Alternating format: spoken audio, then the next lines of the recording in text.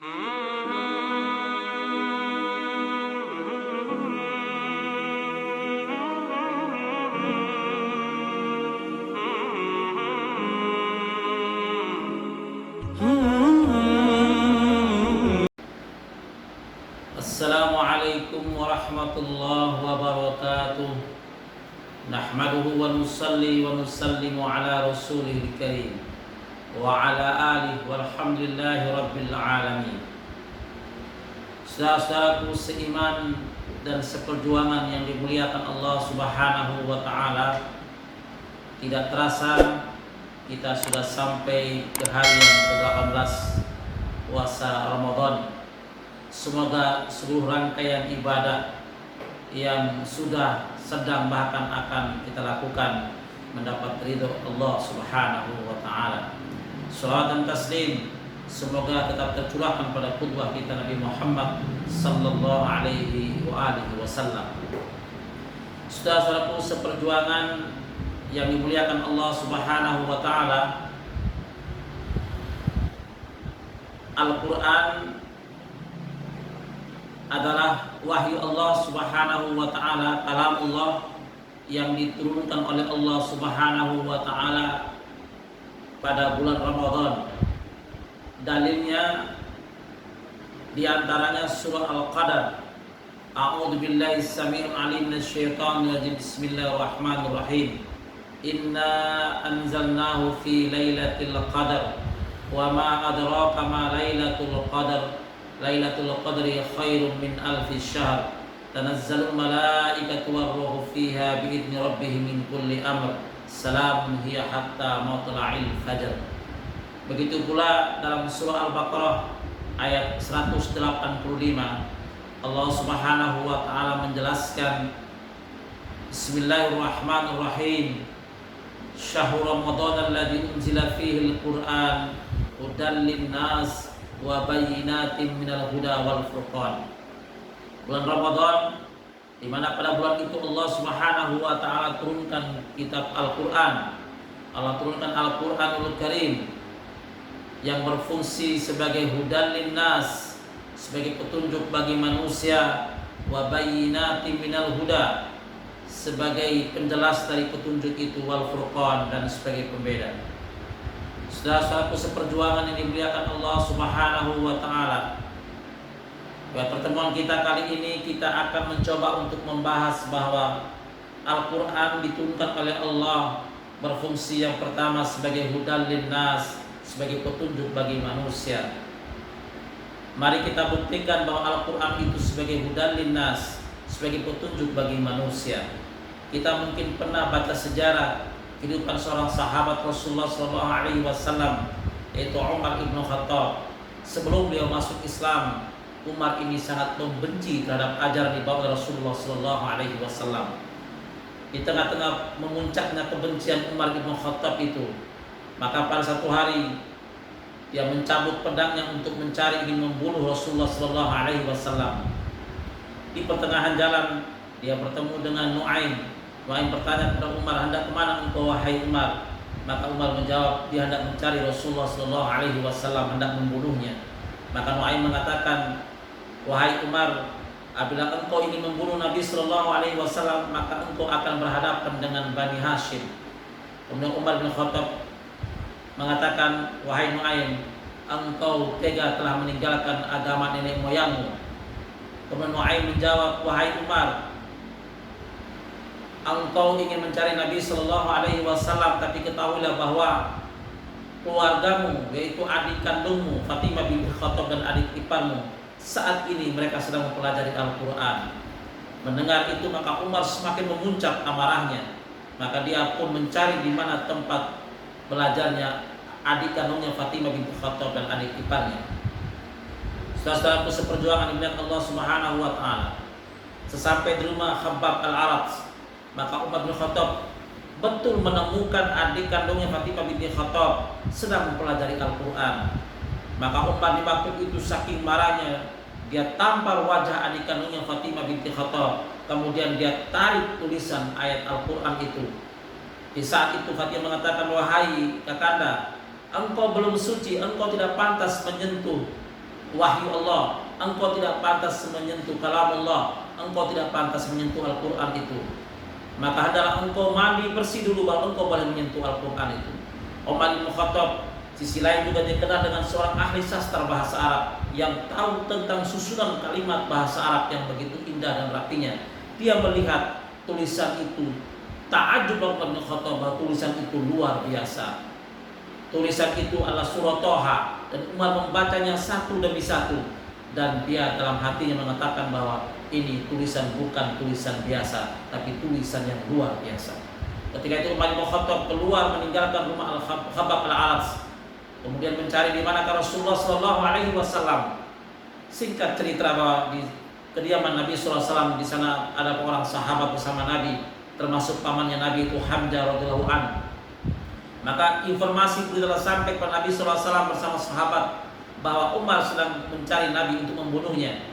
Maka Hamzah mengatakan, apabila Umar datang dengan itikad baik, maka kita akan terima dia dengan baik. Tapi apabila Umar dia datang dengan itikad yang jahat, maka kita akan bunuh dia. Sesuatu seperjuangan yang dimuliakan Allah Subhanahu wa taala. Maka ketika itu Umar mengetuk pintu rumah Nabi Sallallahu Alaihi Wasallam. Ketika Umar masuk, kemudian apa yang terjadi? Umar bertekuk lutut di hadapan Nabi Sallallahu Alaihi Wasallam, disaksikan oleh semua sahabat yang hadir di waktu itu. Saya mengatakan asyhadu an la ilaha illallah wa anna Muhammad Rasulullah. Umar bin Khattab akhirnya masuk Islam. Sejarah ini membuktikan bahwa Al-Quran itu berfungsi sebagai hudan linnas, sebagai petunjuk bagi manusia. Suatu perjuangan yang Allah Subhanahu wa taala. Kemudian kalau kita lihat kejadian di akhir zaman ini, kita juga mungkin pernah mendengar seorang profesor, seorang ilmuwan terkenal, Profesor Dr. Jaspis, yang dimana dia pernah menemukan di salah satu samudra yang luas ada dua warna air laut, yang warnanya hitam dan warnanya biru. Kemudian ada dua rasa asin dan rasa tawar. Jaspis heran, ada pertemuan warna yang berbeda di satu lautan samudra yang begitu luas yang punya rasa juga berbeda. Maka Jaspis membuka semua ilmu pengetahuan yang membahas tentang masalah kelautan, tapi dia tidak pernah menemukan solusinya, tidak menemukan jawabannya. Akhirnya ditemukan jawaban itu dalam Al-Quran, dalam surah Ar-Rahman. A'udzu billahi minasyaitonir rajim. Bismillahirrahmanirrahim. Marajal bahraini yaltaqiyan bainahuma barzakhun la yabghiyan fabi ayyi ala'i rabbikuma tukadziban. Marajal bahraini yaltaqiyan. Allah Subhanahu wa taala telah perjalankan dua air laut yang rasanya berbeda, tawar dan asin, warnanya berbeda pula. Allah pertemukan yaltaqiyan, Allah pertemukan keduanya, tetapi Allah kasih batas bainahuma barzakhun la yabghiyan. Allah kasih batas yang warnanya hitam dan warnanya biru, yang rasanya asin dan rasanya tawar. Fabi ayyi ala'i rabbikuma tukadziban. Nikmat Allah mana yang kamu dustakan? Saudara-saudaraku seperjuangan dimuliakan Allah Subhanahu wa taala, ini membuktikan bahwa Al-Qur'an itu sebagai hudan linnas, sebagai petunjuk bagi manusia, solution in the life, jawaban atas setiap masalah yang dihadapi oleh setiap kehidupan umat manusia. Saudara-saudaraku seperjuangan, kemudian fungsi Al-Quran yang kedua sebagai bayinat dan huda, sebagai penjelas. Dalam Al-Quran banyak ditemukan ayat-ayat yang menjelaskan tentang masalah hukum-hukum syariah, yang menjelaskan tentang masalah ibadah, masalah muamalat, masalah muasarat, masalah akhlak, menceritakan tentang sejarah para nabi terdahulu, kejadian-kejadian berkaitan dengan umat-umat terdahulu. Ini semuanya dibahas tuntas, dijelaskan secara tuntas oleh Al-Qur'anul Karim, dan banyak kita baca tentang penjelasan-penjelasan itu dalam Al-Qur'an, membuktikan Al-Qur'an itu sebagai bayinat dan huda, sebagai penjelas dari petunjuk itu. Kemudian fungsi Al-Qur'an yang ketiga yang terakhir adalah wal furqan, sebagai pembeda. Ibnu Mas'ud adalah salah seorang sahabat Nabi SAW yang selalu ikut bersama Nabi SAW kemanapun Nabi pergi. Beliau mengatakan bahwa ciri-ciri orang-orang yang ahlul Quran itu beda dengan orang-orang yang bukan ahlul Quran. Di antaranya kata Ibnu Mas'ud, orang-orang yang ahlu Quran itu adalah orang-orang di mana di malam hari kebanyakan manusia mereka tidur sampai pagi hari. Ada yang bergelimang dengan maksiat kepada Allah Subhanahu wa taala. Tapi orang-orang yang ahlu Quran itu orang-orang yang memanfaatkan di 2/3 malam. Mereka bangun, kemudian mereka beribadah kepada Allah Subhanahu wa taala, sehingga Allah Subhanahu wa taala kategorikan mereka termasuk hamba-hamba yang dikasihi oleh Allah, hamba-hamba yang ibadur rahman. Sebagaimana Allah jelaskan dalam Al-Qur'an dalam surah Al-Furqan, a'udzubillahi minasyaitonirrajim, bismillahirrahmanirrahim. Walladzina yabituna lirabbihim sujjadan wa qiyama. Orang-orang di mana pada malam hari itu mereka sujud, mereka berdiri, mereka sujud beribadah kepada Rabb mereka, kepada Tuhan mereka. Inilah ciri orang-orang yang ahlu Quran. Beda dengan orang yang bukan ahlu Quran, di mana sepanjang malam itu mereka manfaatkan waktunya untuk takarrub kepada Allah. Maka momentum siang Ramadan ini, mari kita gunakan kesempatan sebaik-baiknya, di mana kesempatan yang Allah sediakan untuk kita untuk selalu meningkatkan ibadah kepada Allah. Di malam Ramadan itu kita bangun, kemudian kita melakukan ibadah sholat malam, kemudian kita berdoa kepada Allah Subhanahu wa taala. Dalam beberapa riwayat dikatakan bahwa di 2/3 malam itu seakan Allah turun ke bumi menantang kepada hambanya.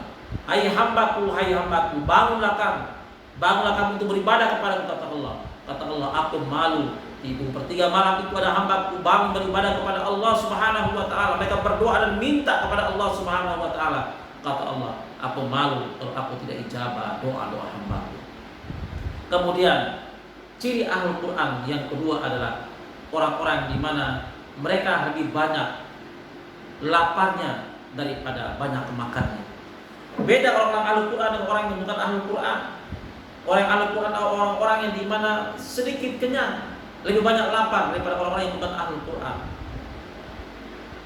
Seselaku seiman dan seakidah yang dimuliakan Allah Subhanahu wa taala, maka Ramadan ini mendidik kita, mentarbiyah kita menjadi orang-orang yang di mana menekan hawa nafsu kita dengan berpuasa di siang hari, mulai terbit fajar sampai terbenam matahari. Orang-orang yang ketika lapar itu doa mereka dijawab oleh Allah Subhanahu wa taala, dan sudah banyak buktinya ketika orang-orang yang lapar itu ketika doa mereka didengar dan dijawab oleh Allah Subhanahu wa taala. Sebagaimana di zaman Rasulullah SAW, Rasul dan para sahabatnya mereka pernah melakukan pertempuran peperangan perang Badar Kubra di bulan suci Ramadan dalam keadaan lapar berpuasa. Maka Nabi berikan rukhsah kepada para sahabat untuk boleh berbuka. Dan mereka mengatakan mereka tidak berbuka karena puasa juga ibadah. Puasa berikan al-qawi, kekuatan kepada mereka, sehingga mereka sanggup menghadapi musuh-musuh Allah yang jumlah lebih besar daripada mereka. Mereka yang jumlahnya 300 lebih saja, dan mereka dapat mengalahkan musuh-musuh Allah Subhanahu wa taala.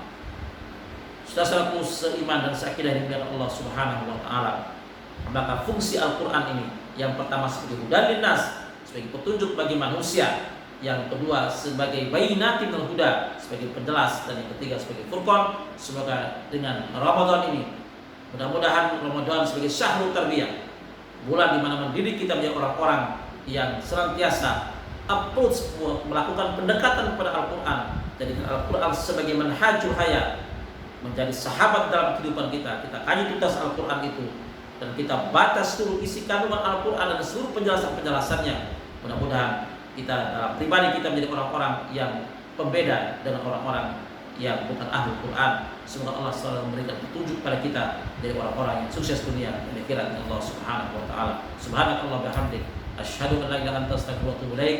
Assalamualaikum warahmatullahi wabarakatuh.